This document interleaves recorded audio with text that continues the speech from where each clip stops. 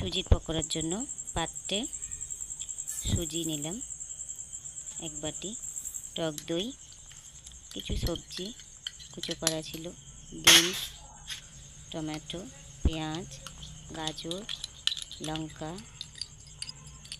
আদা, রসুন, সামান্য পরিমাণ নুন দিয়ে ভালো করে মেখে 20 মিনিটের জন্য রেখে দিলাম।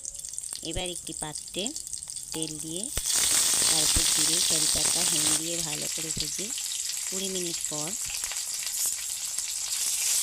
ওই মিশ্রণটির উপর ঢেলে দিলাম। সেটা ভালো করে মিশিয়ে নিয়ে এইবার দিলাম একটু বিট নুন, ভাজা মশলা, লঙ্কা গুঁড়ো, চাট মশলা দিয়ে মেখে নিলাম। পাত্রে কড়াইতে তেল দেওয়া ছিল, গরম হয়ে গেছে। এবার পকোড়ার মতো ভেজে নিই। উল্টে পাল্টে ভালো করে লাল করে ভেজে হয়ে গেল সুজির পকোড়া।